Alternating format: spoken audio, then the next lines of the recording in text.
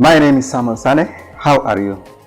I am from Kenya, representing Africa. I am here at KIMS Hospital, a world-class hospital.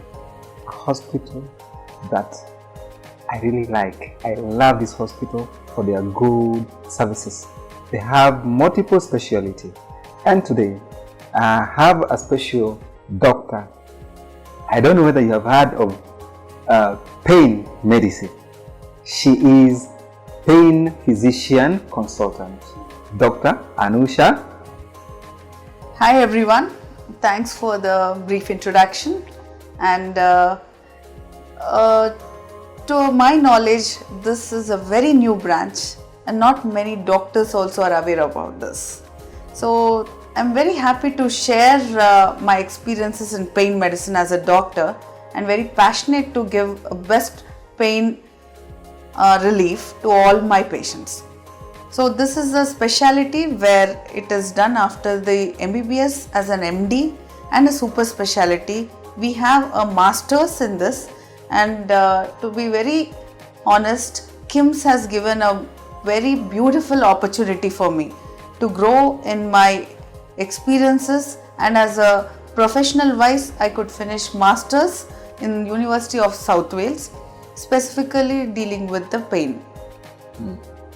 Good. Thank you, doctor. Thank you. For how long have you been practicing this specialty? So I'm in KIMS. I was there for more than 10 years. 10 years. Yes. In this field. This pain medicine is a new branch. For over the past 5 years, I was dealing with lot of chronic pains, especially the cancer pains, knee joint pains, and spine pains. That is the low back pains. Good. Thank you, doctor. Now, kindly tell us what is this pain management. Yeah. So it's in a very cut short sentence, I can say that if a person comes with the back pain, usually I take care where is the back pain, why there is the back pain. It could be multiple reasons, right? There could be because of muscle problem, because of the bone, or because if there is a kidney problem also can actually show up as a back pain. So as a pain physician, I usually diagnose where there is a pain generator. Depending on that, we can take a next level. Suppose if it is because of the age related spine pain or muscle pain, we can initially treat with the medications like painkillers for a shorter duration. In case if it is again recovers from the painkillers, then I don't suggest to take a long-term pain medications, because everybody knows it affects the kidneys, liver, and there are a lot of other side effects, dependency, right, addiction. So to avoid these things, the next level of our management before a surgical option, we can take care with very precise nerve injections. We use high sophisticated equipments like ultrasound and a C-arm, and these all procedures are done as per the protocol in the operation theatre or a pain procedure rooms. These are in general, these are the treatments where we bridge between the medications and the surgery. What complex cases have you ever encountered in this field? Yes. I feel that almost all the cases where I usually end up seeing are the complex cases, because the patients, they go almost 10 to 20 doctors and finally they approach the pain medicine, because the pain may not come down with the painkillers, and they say that it is because of the psychiatric problem and all that, but not in everyone's case. There could be some pain generator, there could be a nerve problem which can be diagnosed at the pain medicine center. And a complex cases like cancer pains and facial pains. Sometimes there is an electric shock like pain over the face.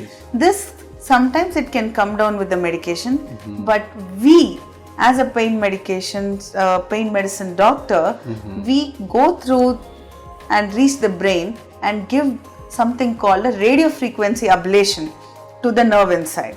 This will cause complete relief of the pain, and it lasts more than 2 years. Yes.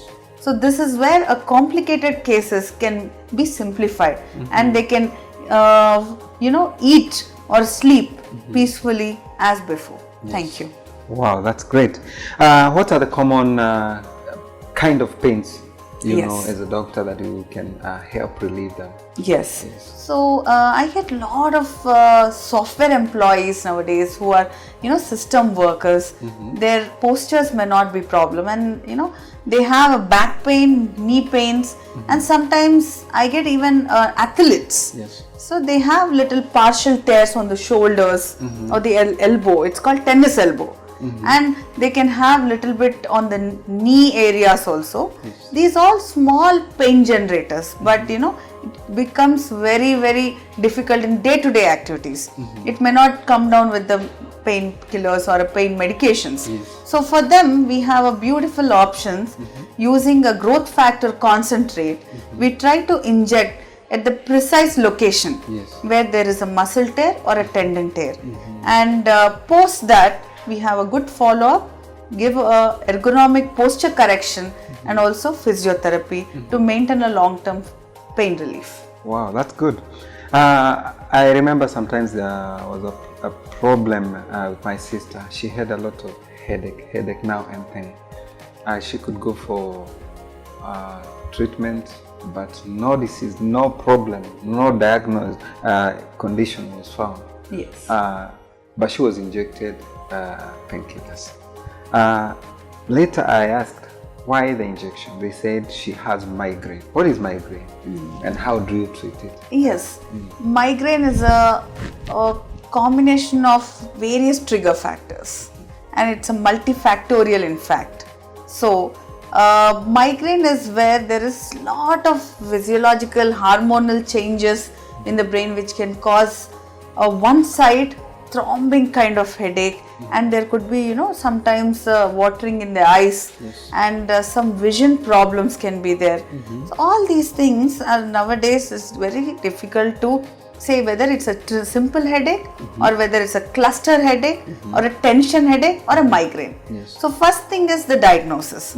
If you diagnose this headache is a migraine or a tension headache, then half the job is done. So that is where an expertise is needed for this. So with the help of a neurophysician, we have got a couple of cases where the migraine has been diagnosed, and if it was not coming down with the pain medications, then we had a certain type of injections called Botox injections.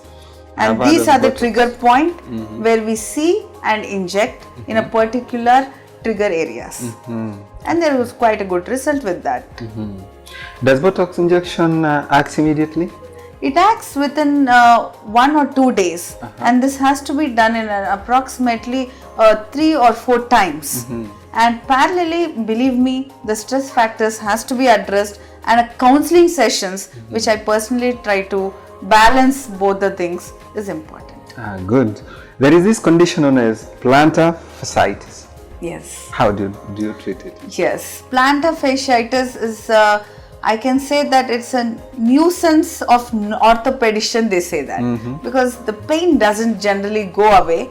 And how many other things that they try in acupuncture, they try in homeopathy, many other things are there, right? But that doesn't go away easily.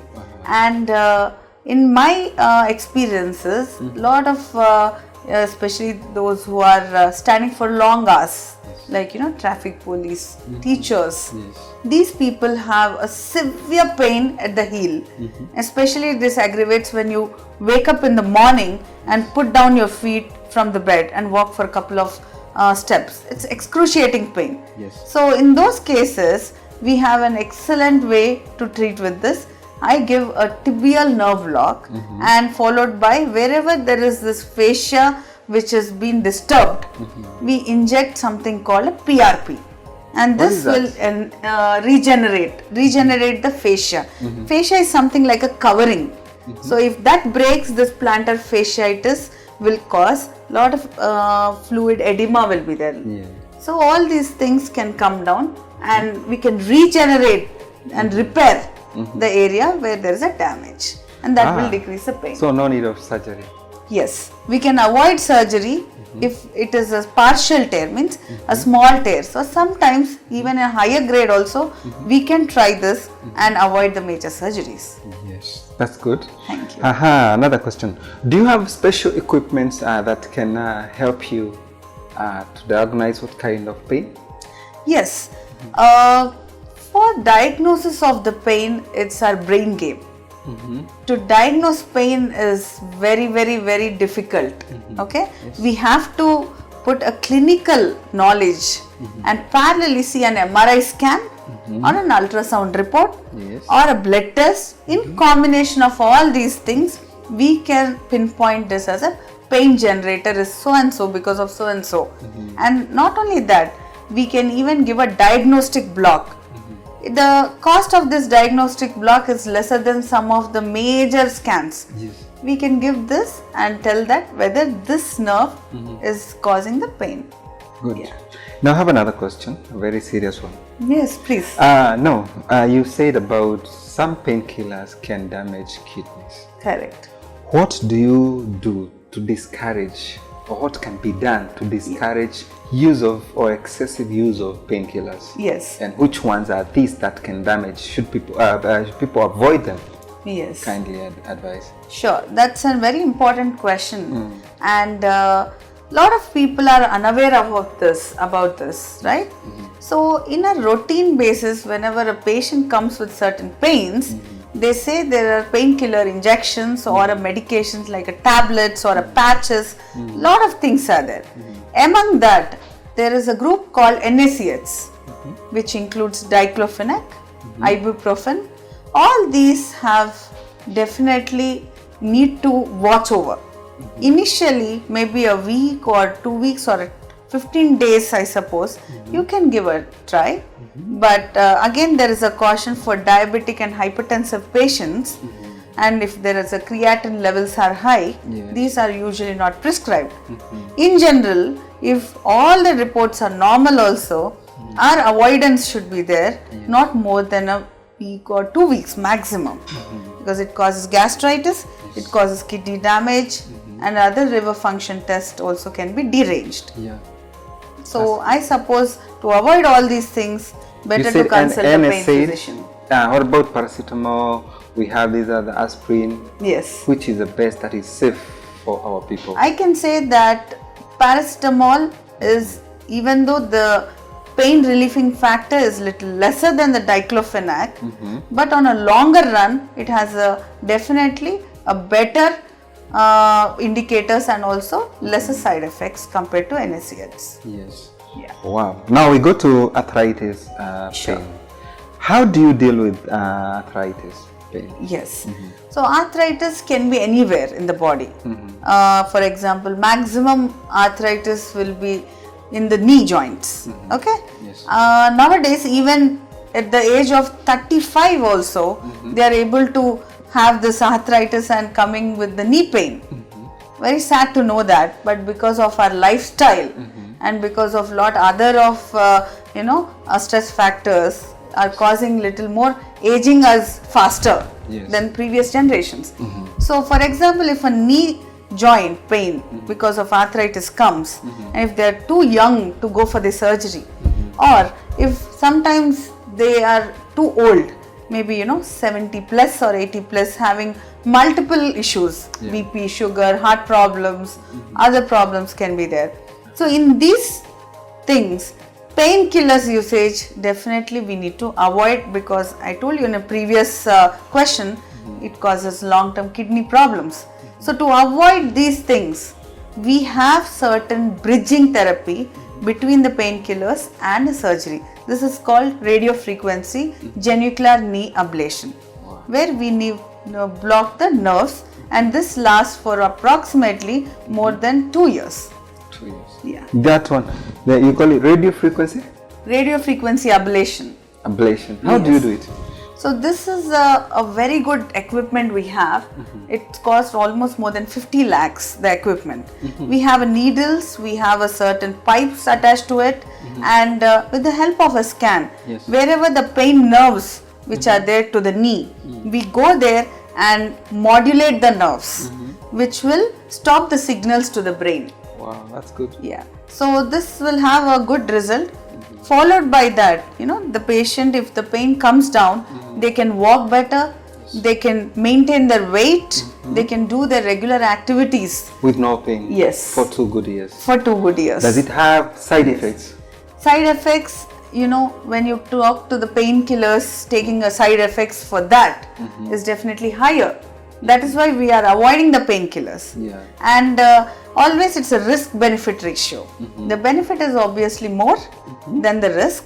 The risk could be minor risk like an allergy reactions or sometimes a little bit of some infections on that area. Yes. But these all procedures are done in a sterilized way and only in the operation theatre to avoid these minor risks. Yeah. That's good.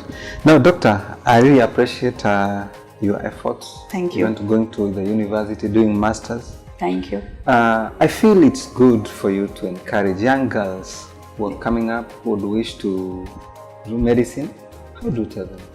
So I suppose the passionate is the word which can only drive you till the end. Yes. Whatever you do, wherever you do, it only requires your compassion and empathetic hands and healing hands. Those will have to reflect in your studies, work, as well as in your talk. That's good. I would wish also to encourage them because in Africa some cultures, they outdated these issues. There are old traditions that you cannot support a girl. Okay. But nowadays we are coming out of this, and I would wish to encourage our young girls. Yes. It is no harm. Yes. To go for this speciality and others. Correct. And that's why I decided to ask you this question. Yes. If you can encourage them, definitely they feel they're part of society and they can do good for the community. Yes. And thank you so much. We wish you all the best. Do you plan to do further studies after masters? Yes, that's ongoing. It's like an ocean. Wow. So, and all the young girls, young boys, all of them have to show their interest. And I personally feel that everybody are multitaskers. And girls, I know you are best at many things. Take the courage and go in the society. Thank you. That's good. Thanks good of you, doctor. Okay, in some situations in Kenya, now boy child is neglected. What do you say for boys? Okay. So in those cases, I'm surprised because I'm hearing for the first time. And parents for the boy child, don't get discouraged for anything. Yes. Nowadays, people are pouring lots of money to get a child. So I suppose everything what you get is precious. True. And take care of it at best. I believe in this, doctor. Yeah. If you don't take care of your son, who will marry that girl? Who will marry that girl? So you must take care of the boy so that he can marry my daughter. Exactly. Thank you so much. Have a good time. Thank you. Samuel Sane and Dr. Anusha.